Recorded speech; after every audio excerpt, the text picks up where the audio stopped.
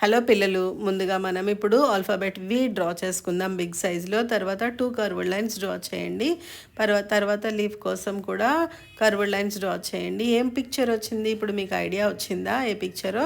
Carrot draw చేసుకున్నాం కదా, inside curved lines draw చేసేసేయండి. డ్రా చేసిన తర్వాత 2 ఐస్ కోసం మనం కార్టూన్ క్యారెట్ డ్రా చేస్తున్నాం కదా, 2 ఐస్ కోసము సర్కిల్స్ డ్రా చేసి ఇన్సైడ్ స్కెచ్తో కానీ క్రేయాన్తో కానీ దేనితోటైనా ఫిల్ చేసేయండి.